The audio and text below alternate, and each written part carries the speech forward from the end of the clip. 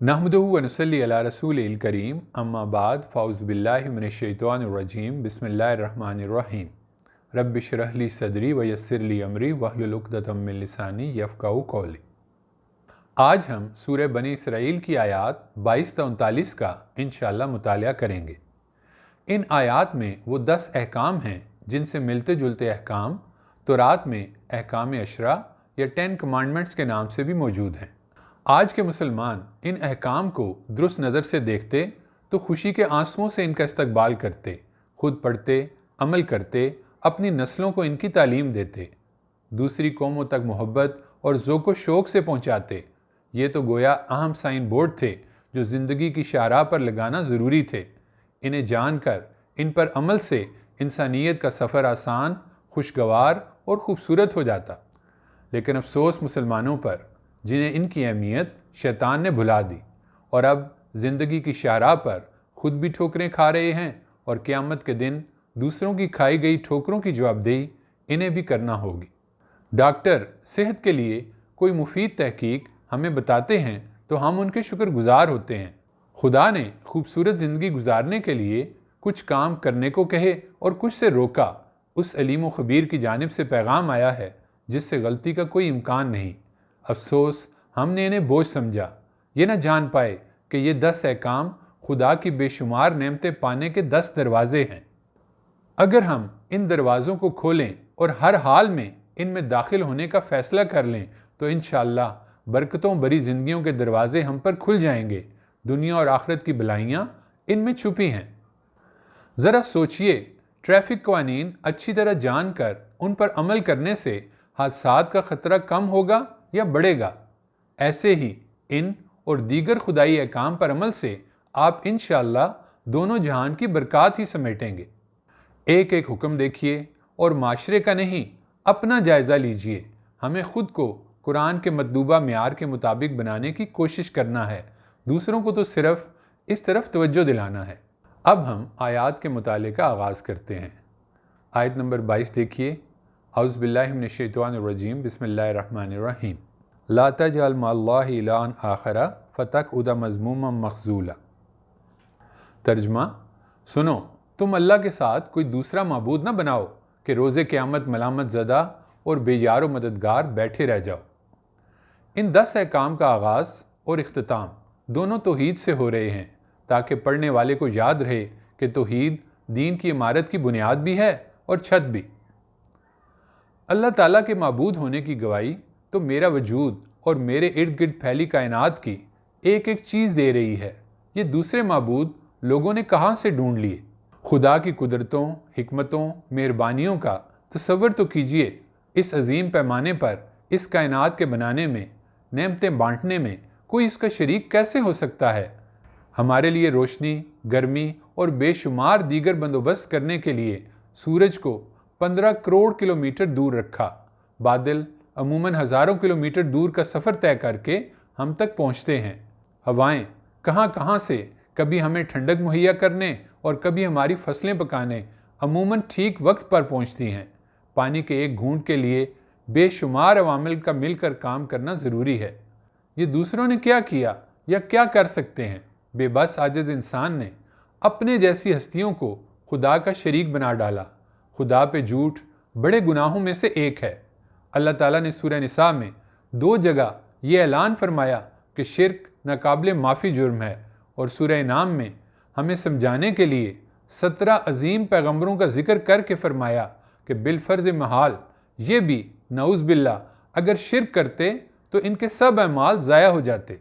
आप सल्लल्लाहु अलैहि वसल्लम उम्मत को शिर्क की तालीम के हवाले से इतने मोहतात थे कि दुनिया से रुखसत होने से पहले आपकी आखिरी नसीहतों में से एक ये थी कि आपने कब्रों को सजदागाह बनाने से मना किया और फरमाया कि अल्लाह यहूद व नसारा पर लानत करे, उन्होंने अपने पैगम्बरों की कब्रों को मस्जिद बना लिया। दुनिया में शिर्क की हकीकत एक शराब से ज़्यादा कुछ नहीं। दुनिया के सहरा में इंसान इसे अपनी मंजिल समझकर इसके पीछे दीवाना वार दौड़ता रहेगा। मौत के साथ ही वो अचानक इस शराब के दूसरी जानिब अपने रब को मौजूद पाएगा। सोचिए उसकी हसरतों का क्या आलम होगा। इंसान खुद को कोसेंगे, पछताएंगे, लेकिन अफसोस उस वक्त के पछतावे ان کے کسی کام نہ آئیں گے۔ ذرا سا بھی غور کریں تو شرک کے فریب کا پردہ چاک ہو جاتا ہے۔ اس قدر عظیم رب کو بھلا کسی سہارے، ساتھی یا نعوذ باللہ اولاد بنا کے اپنے ساتھ شریک بنانے کی ضرورت کیا ہو سکتی ہے؟ فرض کیجئے آپ نے اپنے فون میں اپنے تئیں کسی بڑے صاحب اقتدار و اختیار کا نمبر محفوظ کر رکھا ہے۔ آپ کسی بڑی مشکل میں پھنس گئے۔ آپ بڑے پر اعتماد ہیں کہ وہ مجھے اس مشکل سے نکال لیں گے۔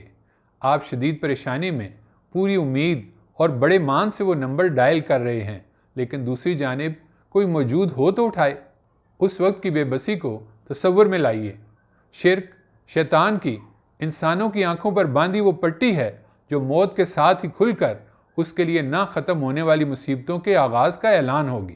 آیت نمبر 23 کا پہلا حصہ دیکھیے۔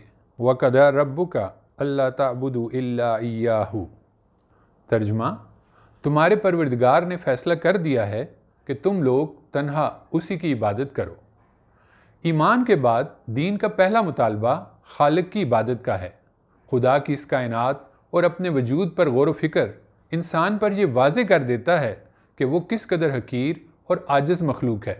جوں جوں خدا کی بڑائی اس پر کھلتی جاتی ہے، اپنا مکمل عاجز ہونا بھی اس پر واضح ہوتا جاتا ہے۔ وہ اس کے علم، قدرت کے سامنے بے اختیار ڈھہ جاتا ہے، سجدہ ریز ہو جاتا ہے۔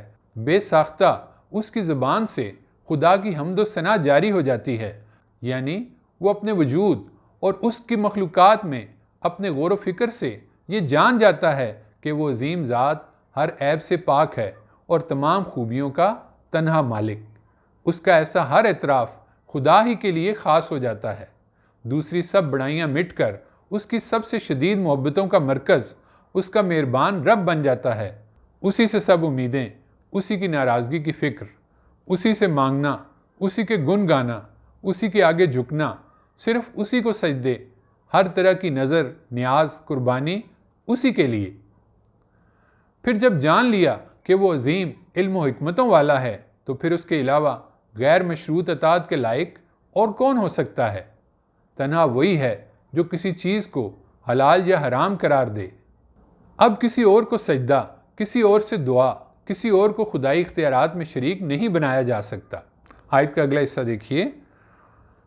وَبِالْوَالِدَيْنِ إِحْسَانًا۔ ترجمہ: اور ماں باپ کے ساتھ نہایت اچھا سلوک کرو۔ قرآن کی دعوت اپنے ارد گرد تمام انسانوں سے احسان کا رویہ اپنانے کی ہے۔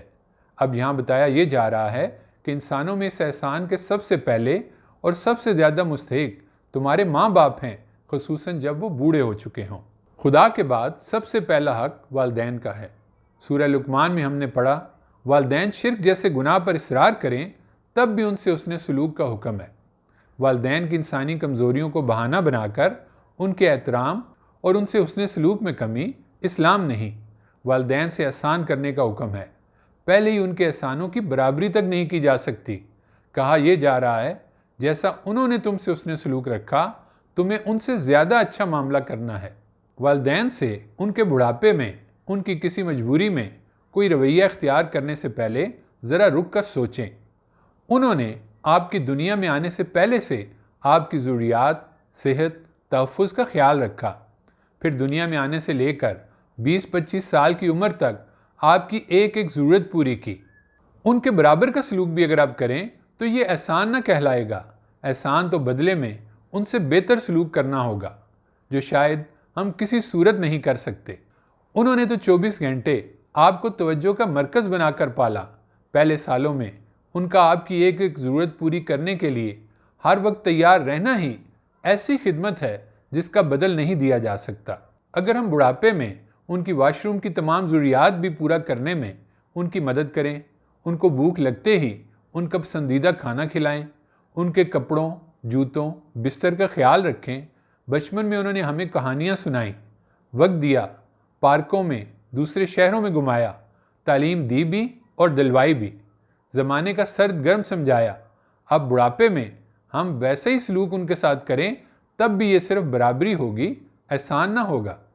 عموماً والدین تو بڑھاپے میں اس سے بہت کم کے طلبگار ہوتے ہیں۔ اب آپ کی باری ہے۔ یاد رہے یہ سب کر کے بھی آپ احسان کی منزل سے کوسوں دور ہوں گے۔ بہت کم والدین معذور ہو کر مشکل آزمائش بنتے ہیں، اکثر تو بہت آسان آزمائش۔ یاد رکھیے، خدا کے بعد ان کا حق ہے، دوسری کوئی نیکی اس کی جگہ نہیں لے سکتی۔ اب والدین کے ساتھ حسن سلوک کیا اور کیسے ہو، اس کا بیان دیکھیے۔ آیت کا اگلا حصہ دیکھیے، اِمَّ يَبْلُغَنَّ عِندَكَ الْكِبَرَ أَحَدُهُمَا أَوْ كِلَاهُمَا۔ ترجمہ، ان میں سے کوئی ایک یا دونوں اگر تمہارے سامنے بڑھاپے کو پہنچ جائیں۔ بڑھاپے میں عموماً والدین طرح طرح کی بیماریوں کا شکار ہو کر چڑچڑے ہو جاتے ہیں، پھر عموماً کمانے سے فارغ ہو کر گھر کے لیے اتنے فائدہ مند بھی نہیں رہتے۔ ان کی تمام عمر کی قربانیاں عموماً اب نظر سے اوجھل ہو جاتی ہیں۔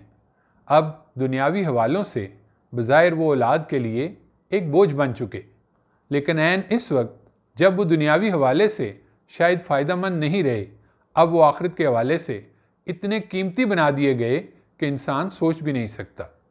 آپ صلی اللہ علیہ وآلہ وسلم کی چند احادیث دیکھیے۔ آپ صلی اللہ علیہ وآلہ وسلم نے فرمایا، اس شخص کے لیے ذلت ہے، اس شخص کے لیے ذلت ہے، اس شخص کے لیے ذلت ہے۔ لوگوں نے پوچھا، کس کے لیے یا رسول اللہ؟ آپ نے فرمایا، جس کے ماں باپ یا ان میں سے کوئی ایک اس کے پاس بڑھاپے کو پہنچا اور وہ اس کے باوجود جنت میں داخل نہ ہو سکا۔ ایک شخص نے آپ سے جہاد کی اجازت چاہی۔ آپ نے پوچھا، تمہارے والدین زندہ ہیں؟ عرض کیا، جی ہاں۔ فرمایا، پھر ان کی خدمت میں رہو، یہی جہاد ہے۔ ایک اور شخص نے جب جہاد کی اجازت چاہی، آپ نے پوچھا، تمہاری ماں زندہ ہے؟ عرض کیا، جی ہاں۔ فرمایا، تو اس کی خدمت میں رہو، اس لیے کہ جنت اس کے پاؤں کے نیچے ہے۔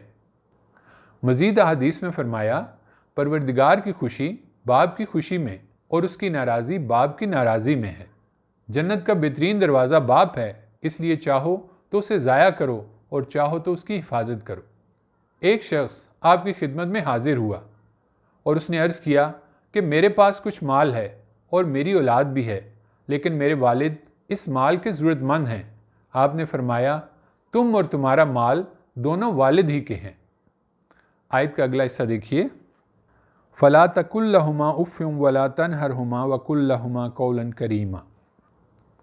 ترجمہ، تو نہ ان کو اف کہو اور نہ ان کو جھڑک کر جواب دو، تم ان سے ادب کے ساتھ بات کرو۔ انسانی تعلقات میں زبان کا کردار بہت اہم ہے۔ سب کچھ کر کے بھی بعض لوگ صرف زبان پہ قابو نہ ہونے کے باعث برا بول بول کر دوسروں کی دل آزاری کا باعث بنتے ہیں۔ اپنے تمام تعلقات میں زبان کے حوالے سے اس حدیث کو مشعل راہ بنائیے۔ آپ صلی اللہ علیہ وآلہ وسلم نے فرمایا کہ جو کوئی اللہ اور آخرت کے دن پر ایمان رکھتا ہو، اسے چاہیے کہ اچھی بات کہے ورنہ خاموش رہے۔ والدین کی کسی بات پر الجھن، اکتاہٹ کا اظہار نہیں کرنا۔ انسانوں کو مزاج یوں بھی مختلف ہوتے ہیں۔ بڑھاپے، بیماریوں کی کثرت والدین کو چڑچڑا بنا سکتی ہے۔ والدین ہوں یا کوئی اور، دین کا حکم یہی ہے کہ مومن رد عمل کی نفسیات کا شکار نہ ہو۔ دوسرے بھلے جو کہیں یا کریں، وہ اپنا رویہ اوپر بیان کی گئی حدیث کی روشنی میں ترتیب دے۔ آیت 24 کا پہلا حصہ دیکھیے، وَاخْفِضْ لَهُمَا جَنَاحَ الذُّلِّ مِنَ الرَّحْمَةِ۔ ترجمہ، اور ان کے لیے نرمی سے عاجزی کے بازو جھکائے رکھو، جیسے بعض پرندے اپنے بچوں کو اپنے پروں تلے ڈھانپ کر رکھتے ہیں۔ والدین نے بھی یہی رویہ ہمیں پروان چڑھانے اور تحفظ دینے کے لیے ہمارے ساتھ روا رکھا۔ اب ہمیں ان کو ایسے ہی سنبھالنا ہے اور ساتھ خدا سے ان کے لیے دل کی گہرائیوں سے آگے آیت کے اگلے حصے میں بیان کی گئی دعا کرنی ہے۔ دیکھیے، وَقُلْ رَبِّ ارْحَمْهُمَا كَمَا رَبَّيَانِي صَغِيرًا۔ ترجمہ، اور دعا کرتے رہو کہ اے رب ان پر رحم فرما جس طرح انہوں نے رحمت اور شفقت کے ساتھ مجھے بچپن میں پالا تھا۔ یعنی یہ دعا کہ جیسے میرے والدین مجھ پر میرے بچپن میں مہربان رہے، اے رب آپ بھی ان سے دنیا اور آخرت میں مہربانیوں والا معاملہ کیجیے گا۔ آیت نمبر 25 دیکھیے، ربکم عالم بما فی نفوسکم ان تکونوا صالحین فإنہ کان للأوابین غفورا۔ ترجمہ، لوگوں تمہارے دلوں میں جو کچھ ہے اسے تمہارا رب خوب جانتا ہے۔ اگر تم سعادت مند رہو گے تو پلٹ کر آنے والوں کے لیے وہ بڑا درگزر فرمانے والا ہے۔ انسان آخر انسان ہے، اس سے غلطی ہو سکتی ہے، تو یہاں تسلی دی جا رہی ہے کہ ماں باپ کے حقوق میں کوئی کمی رہ بھی گئی اور تمہیں اس کا احساس ہو گیا تو وہ رجوع کرنے والوں کے لیے مغفرت فرمانے والا ہے۔ یاد رہے دوسرے تمام انسانوں کے حوالے سے بھی دین کا مطلوب رویہ احسان ہی کا ہے۔ پیغمبر خدا کی چنی ہوئی ہستیاں محسنین ہوتے ہیں، ہر ایک سے احسان کرنے والے۔ والدین سے احسان کیسے کیا جائے اس کو یہاں واضح کر دیا گیا۔ دیگر رشتوں، لوگوں سے احسان کا رویہ کیسے اپنایا جائے اس کے لیے آپ صلی اللہ علیہ وسلم کی مستند سیرت کا مطالعہ کیجیے۔ آیت نمبر 26 دیکھیے، وَآتِ ذَا الْقُرْبَى حَقَّهُ وَالْمِسْكِينَ وَابْنَ السَّبِيلِ وَلَا تُبَذِّرْ تَبْذِيرًا۔ ترجمہ، تم قرابت دار کو اس کا حق دو اور مسکین اور مسافر کو بھی، اور مال کو بے جا نہ اڑاؤ۔ صبح شام لوگ اپنے مال کے حوالے سے ایسے مواقع کی تلاش میں رہتے ہیں جن سے وہ اپنے مال کو زیادہ سے زیادہ بڑھا سکیں۔ مومن جانتا ہے کہ اصل زندگی آخرت کی ہے، پھر وہ قرآن میں اللہ کے وعدوں کو بھی پڑھ چکا ہے کہ یہاں کے مال کا وہاں اجر 700 گنا بلکہ بعض صورتوں میں بغیر حساب دیا جائے گا۔ یہ جاننے کے بعد کیسے ممکن ہے کہ وہ دنیا میں اپنا مال خرچ کرنے میں محتاط نہ ہو؟ اس کی کوشش ہوگی کہ وہ اپنا مال جائز ضروریات اور مناسب سہولیات کے حصول کے بعد مستقبل کے لیے مناسب رکھ کر باقی زیادہ سے زیادہ آخرت کمانے میں خرچ کرے، جہاں اسے ہمیشہ رہنا ہے۔ وہ جانتا ہے کہ وہ مالک نہیں، امین بنایا گیا ہے۔ جلد ہی وہ دن آنے والا ہے جب اسے اپنا مال کیسے کمایا، کیسے خرچ کیا کا حساب دینا ہوگا۔ یہاں کہا یہ جا رہا ہے کہ تمہارے اپنے کمائے ہوئے مال میں دوسروں کا حق ہے جس کا دینا کوئی آسان نہیں۔ وہ حق دینے میں بھی ترتیب کا خیال رکھنا ہوگا۔ پہلا حق رشتہ داروں کا، اس کے بعد مسکین اور پھر مسافر کا۔ ان کو حق کی ادائیگی کے لیے آپ کو اپنی عادات بھی تبدیل کرنا پڑیں تو کریں۔ یہی مطلوب رویے ہیں جنہیں اپنانے کے لیے ہمیں خود پر محنت کرنا ہے۔ انہیں دینے کے لیے اپنی فضول خرچی کی عادت پر قابو پانا ہوگا۔ آیت نمبر 27 دیکھیے، ان المبذرین کانوا اخوان الشیاطین وکان الشیطان لربہ کفورا۔ ترجمہ، اس لیے کہ مال کو بے جا اڑانے والے شیطان کے بھائی ہوتے ہیں اور شیطان اپنے رب کا بڑا ہی ناشکرا ہے۔ یعنی مال فضول خرچیوں میں اڑانا شیطانی کام ہے۔ آپ فضول خرچی کر کے جو رقم ضائع کر رہے ہیں وہ تو آپ کی تھی ہی نہیں، وہ تو آپ کے مال میں کسی اور کا حق تھا۔ اس کی آخرت میں پوچھ کے لیے تیار رہیے۔ فالتو مال کا اصل شکر اپنی من چاہی راہوں میں نہیں بلکہ اسے خدا کی بتائی ہوئی راہوں میں خرچ کر کے جنت کمانا ہے۔ آخرت کے اصل اور نہ ختم ہونے والے حسن، جوانی اور ابدی عیش کا حصول ہے، نہ کہ چند روزہ زندگی کی ظاہری اور کھوکھلی شان و شوکت۔ یعنی خدا کی دی گئی تمام صلاحیتوں مثلاً مال، علم، صحت وغیرہ کا اصل شکر ان کے ذریعے مخلوق خدا کو جس حد تک ممکن ہو نفع پہنچانا ہے۔ سوچئے ڈاکٹر، اساتذہ، کسی اور بڑے محکمے کے افسر ہوں یا کلرک یا کوئی صفائی والا، یہ اپنے ساتھ واسطہ پیش آنے والوں کے راستوں سے کانٹے نکال رہے ہیں یا بچھا رہے ہیں۔ اگر تو کانٹے نکال رہے ہیں تو آخرت کے باغ انشاءاللہ ان کے منتظر ہوں گے، اور اگر خدا نہ خواستہ راہوں کو کانٹوں سے بھر رہے ہیں تو آخرت کے کانٹوں بھرے جنگل ان کے منتظر ہوں گے۔ آیت نمبر 28 دیکھیے، وَإِمَّا تُعْرِضَنَّ عَنْهُمُ ابْتِغَاءَ رَحْمَةٍ مِّن رَّبِّكَ تَرْجُوهَا فَقُل لَّهُمْ قَوْلًا مَّيْسُورًا۔ ترجمہ، اور اگر ان ضرورت مندوں سے اعراض کرنا پڑے اس لیے کہ ابھی تم اپنے پروردگار کی رحمت کے انتظار میں ہو جس کی تمہیں امید ہے، تو ان سے نرمی کی بات کہو۔ یعنی حقیقی مالی تنگی کے باعث ان کی مدد فی الحال ممکن نہ ہو تو ان سے نرمی سے معذرت کر لی جائے۔ آیت نمبر 29 دیکھیے، وَلَا تَجْعَلْ يَدَكَ مَغْلُولَةً إِلَىٰ عُنُقِكَ وَلَا تَبْسُطْهَا كُلَّ الْبَسْطِ فَتَقْعُدَ مَلُومًا مَحْسُورًا۔ اپنا ہاتھ نہ گردن سے باندھے رکھو اور نہ اس کو بالکل کھلا چھوڑ دو کہ ملامت زدہ اور درماندہ ہو کر بیٹھ رہو۔ یعنی اگر رائے خدا میں خرچ کر رہے ہو تو نہ تو بے حد کھلا خرچ کرو اور نہ بخل سے کام لو۔ سوچئے وہ مہربان کتنی گہرائی میں جا کر ہم انسانوں کو سمجھا رہا ہے۔ یعنی وہ یہ نہیں چاہتے کہ ہم جذبات میں آ کر سب کچھ محتاجوں پر لٹا دیں اور نہ یہ توقع رکھتے ہیں کہ ہم وقت پر بالکل ہی پیچھے ہٹ جائیں۔ کیسا مہربان ہے وہ رب اور کتنے آسان ہیں اس کے امتحان۔ آیت نمبر 30 دیکھیے، ان ربک یبسط الرزق لمن یشاء ویقدر انہ کان بعبادہ خبیرا بصیرا۔ ترجمہ، بے شک تمہارا رب جس کے لیے چاہتا ہے رزق کشادہ کرتا ہے اور جس کے لیے چاہتا ہے تنگ کر دیتا ہے۔ وہ اپنے بندوں سے یقیناً باخبر ہے، وہ انہیں دیکھ رہا ہے۔ رزق کی کنجیاں رب کے ہاتھ میں ہیں۔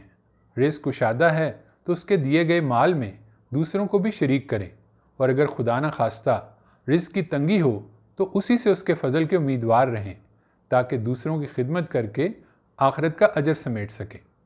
آیت نمبر 31 دیکھیے، وَلَا تَقْتُلُوا أَوْلَادَكُمْ خَشْيَةَ إِمْلَاقٍ نَحْنُ نَرْزُقُهُمْ وَإِيَّاكُمْ إِنَّ قَتْلَهُمْ كَانَ خِطْئًا كَبِيرًا۔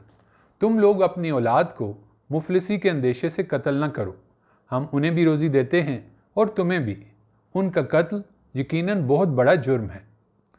قرآن کے نزول کے زمانے میں عرب میں بعض قبائل میں اپنی اولاد خصوصاً بچیوں کو قتل کرنے کا رواج تھا تاکہ وہ ان کی معیشت پر بوجھ نہ بننے پائیں۔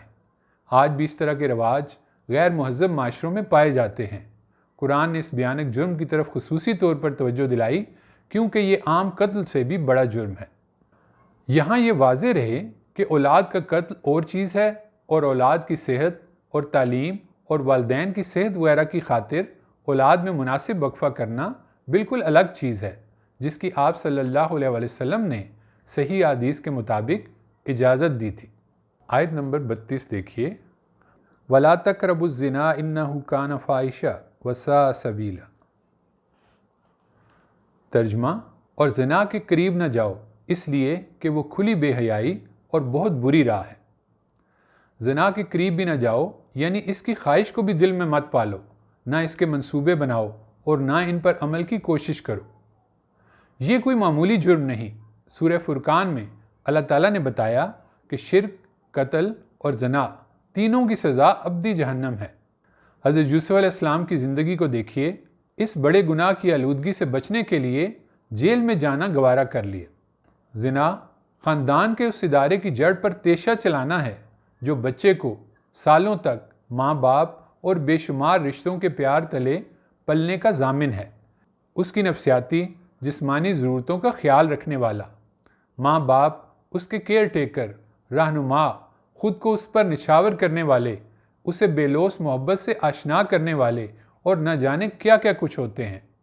بہن بھائی بچپن کے لمحوں کو حسین اور یادگار بناتے اور مستقبل میں ایک دوسرے کے دست و بازو بنتے ہیں۔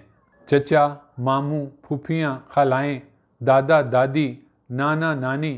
سوچئے، شادی کا ایک رشتہ اپنے آغاز سے کتنے رشتوں کی دنیا جنم دیتا ہے۔ ان کی قدر ان سے پوچھئے جو ان سے محروم یا ان کے صحیح رنگ سے محروم رہے۔ کیسے کیسے نفسیاتی خلا انسان میں رہ کر اسے ادھورا بنا ڈالتے ہیں۔ ان رشتوں کی بنیادیں درست ہوں، خدا کی مرضی کے مطابق انہیں جوڑے رکھنے کے لیے قربانیاں دی جائیں تو وہ کیسے انسان کی زندگی کو خوبصورت بناتے ہیں۔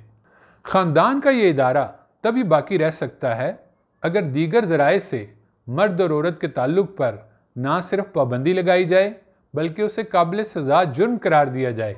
اس لیے صرف منع ہی نہیں کیا گیا بلکہ کہا گیا اس کے قریب بھی مت جاؤ۔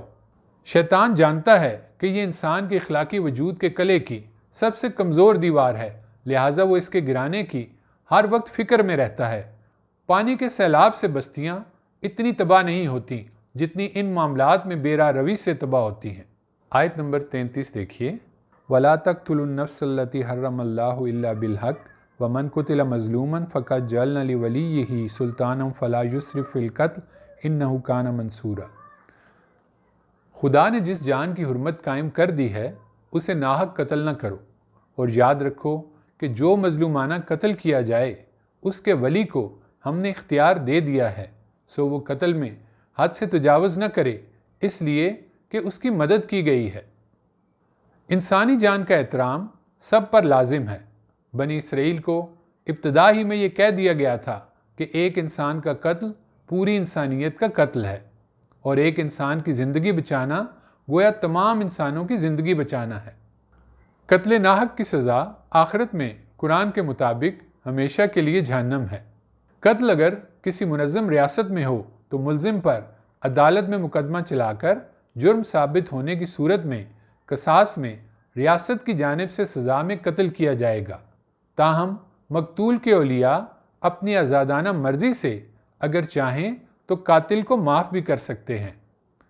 تاہم اگر کسی جگہ منظم حکومت نہ ہو تو مقتول کے اولیاء کو بھی خبردار کیا گیا ہے کہ وہ انتقام کے جوش میں حد سے تجاوز نہیں کر سکتے، مثلاً قاتل کے ساتھ اس کے خاندان میں اوروں کو بھی قتل کرنے کی کوشش کریں، یا مجرم کو اذیت ناک طریقے سے قتل کریں، یا مار دینے کے بعد اس کی لاش سے برا سلوک کریں۔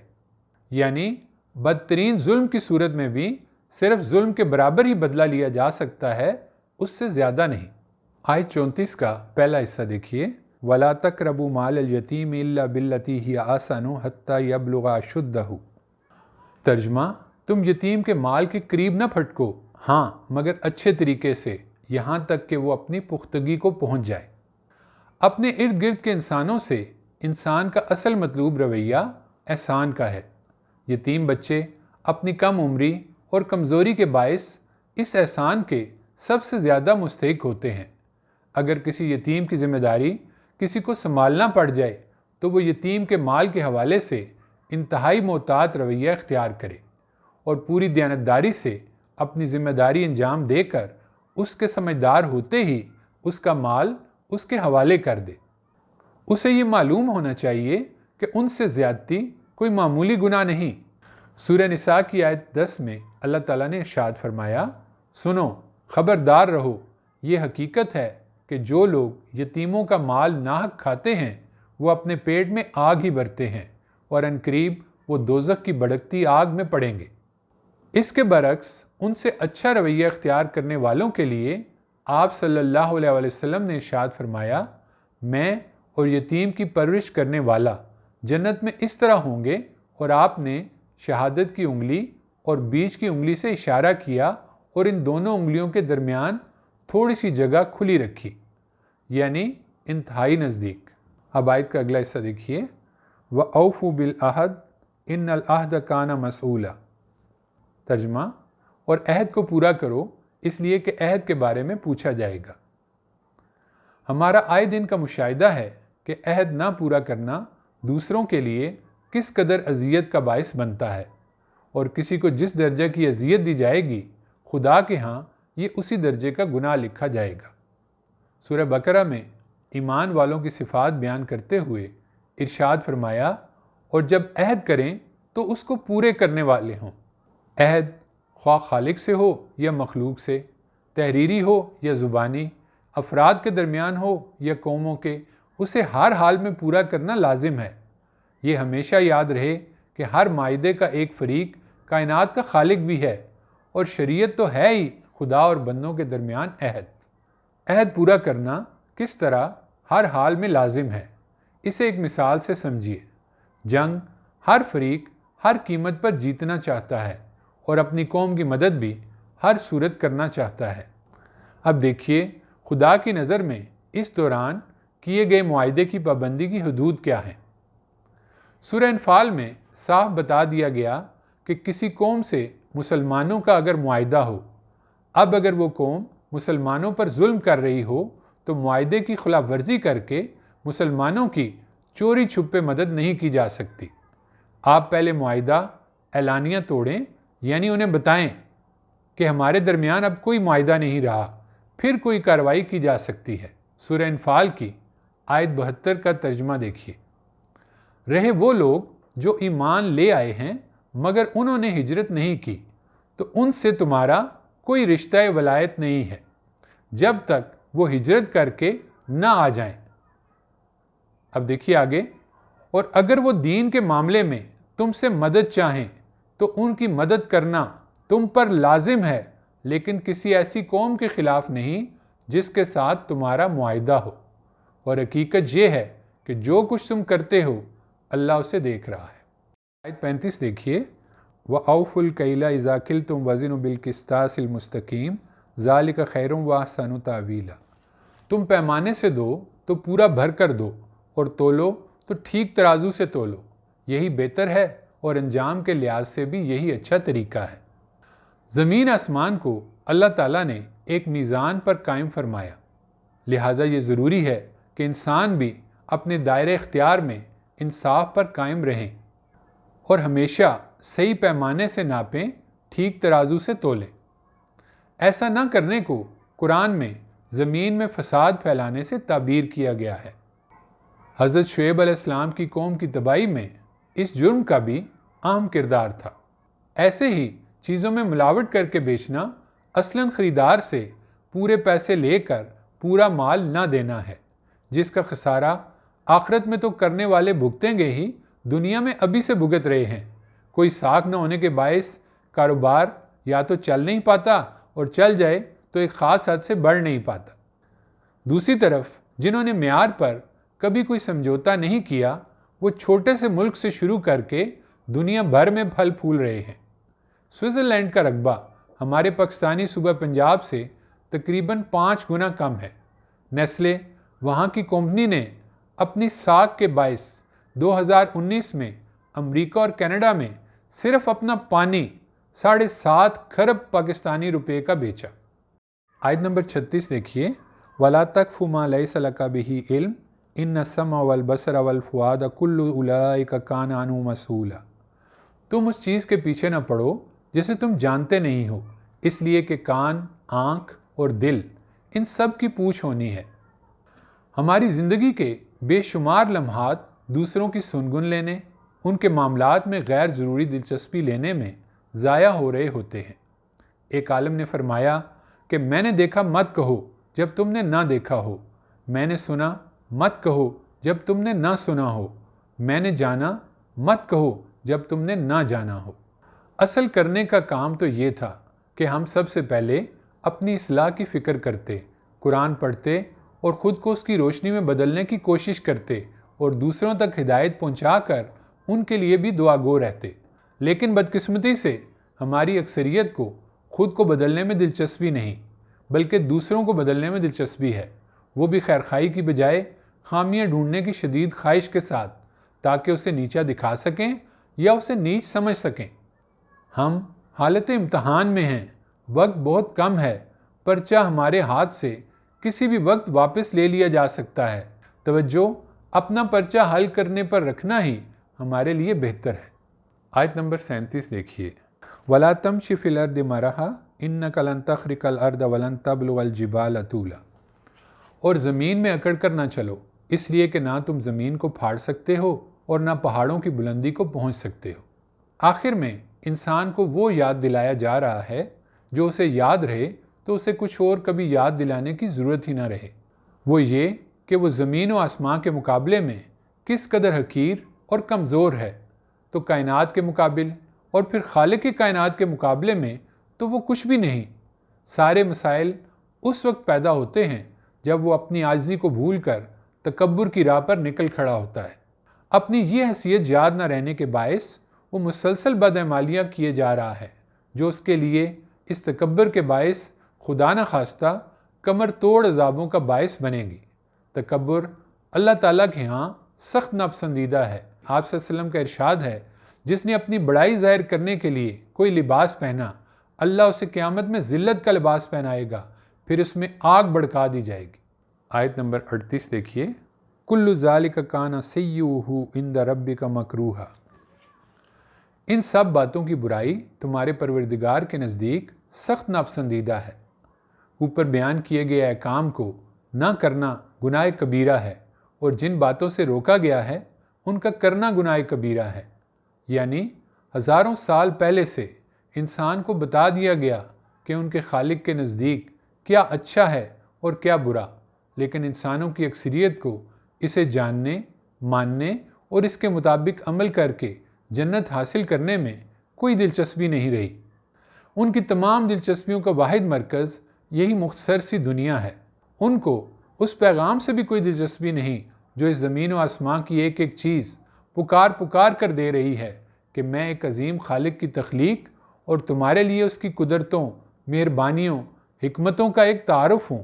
اپنے خالق و مالک کی پسندیدگی اور ناپسندیدگی کا خیال رکھ کے زندگی گزارنے میں ہی تمہاری ابدی کامیابی ہے۔ آیت نمبر 39 کا پہلا حصہ دیکھیے، ذالک مما اوحا الیک ربک من الحکمہ۔ ترجمہ، یہ انہی حکمت کی باتوں میں سے ہیں جو تمہارے رب نے تمہاری طرف وحی کی ہیں، یعنی انہیں مضبوطی سے پکڑو۔ دوسروں کو تو چھوڑیے، خود مسلمانوں نے حکمت اور اصحاب حکمت کی تلاش میں دنیا چھان ماری، مگر صدیوں سے قرآن کھول کر نہ دیکھا، نہ اسے سمجھنے کی کوشش کی۔ چاہیے تو یہ تھا کہ پہلے خدا کی حکمتوں بری کتاب کھولی جاتی، اس میں موجود روشنی سے خود بھی راہ پاتے اور دوسروں کو بھی راہ دکھاتے، مگر افسوس ہدایت کا سورج گھر میں موجود ہے اور وہ آنکھیں بند کر کے اپنے ہی اندھیروں میں گھرے ہوئے ہیں۔ آیت کا اگلا حصہ دیکھیے، وَلَا تَجْعَلْ مَعَ اللَّهِ إِلَٰهًا آخَرَ فَتُلْقَىٰ فِي جَهَنَّمَ مَلُومًا مَدْحُورًا۔ ترجمہ، اور ایک مرتبہ پھر سن لو کہ اللہ کے ساتھ کسی اور کو معبود نہ بناؤ کہ راندہ اور ملامت زدہ ہو کر جہنم میں ڈال دیے جاؤ۔ آخر میں پھر توحید کو مضبوطی سے پکڑنے اور شرک سے بچے رہنے کی تلقین ہے۔ اللہ تعالیٰ ہمیں ان تمام باتوں کے حوالے سے توفیق اور استقامت عطا فرمائیں، آمین۔ آخری بات، قرآن سے دور تو تمام عمر یہ جان ہی نہیں پاتے کہ خدا کے ناپسندیدہ اعمال کیا ہیں۔ ذرا سوچئے، تمام عمر خدا نہ خواستہ آپ غافل رہ کر وہ سب کچھ کرتے رہے جو خدا کو سخت ناپسند تھا، اور اپنے تئیں خود کو خدا سے بے پناہ محبت کرنے والا اور آخرت میں نجات یافتہ سمجھتے رہے۔ سوچئے، جب موت کا فرشتہ آپ کو لینے آئے اور اچانک آپ پر یہ ہولناک انکشاف ہو کہ میں تو سخت دھوکے میں رہا، اب مہلت عمل ختم ہو چکی اور لامحدود آگ کا عذاب آگے میرا منتظر ہے۔ اب کچھ نہیں ہو سکتا، جو میں کر سکتا تھا کر چکا۔ چند سال، صرف چند سال میرے پاس تھے اور میں اپنے لیے لامحدود عیش کا شاندار ترین بندوبست کر سکتا تھا، لیکن میں نے یہ کیا کر دیا۔ کتنا آسان تھا میرا امتحان، لیکن میں نے کبھی خدا کی کتاب کھولنے کی کوشش بھی نہ کی۔ سوچئے، ہو سکتا ہے وہاں ہمیں دکھایا جائے کہ عمر بھر میں ہم نے کتنے لاکھ صفحات پڑھ ڈالے، ریموٹ سے چینل بدلتے ہزاروں گھنٹے ہم بے شمار دلچسپیوں میں مشغول رہے، زندگی میں سینکڑوں گھنٹے فضول گزارے، پھر خدا کی کتاب دکھائی جائے۔ چند سو صفحات تھے اور کم از کم ایک دفعہ پڑھنے کے لیے تو چند سو گھنٹے بھی بہت تھے۔ ایک طرف اخبارات، اسکول کالج میں بار بار پڑھی گئی کتابیں، ناول، افسانے، فیس بک، واٹس ایپ، اور دوسری طرف خدا کی مختصر سی کتاب، افسوس میں کیا کر بیٹھا۔ پھر ہو سکتا ہے ساتھ یہ بھی دکھایا جائے کہ اگر ہم نے خدا کی کتاب زندگی کے شروع میں پہلے سے پڑھی اور اس پر عمل کیا ہوتا تو ہماری پچھلی زندگی میں کتنے ہی غم اور تکلیفیں ہماری زندگی میں آتے ہی نہ، اور کتنے ہی غم کتنی آسانی سے گزر جاتے۔ اللہ تعالیٰ ہمیں توفیق عطا فرمائیں کہ ہم قرآن پڑھیں اور اس کی روشنی میں اپنی زندگیاں بدل کر جنت کے سچے مسافر بن سکیں، آمین۔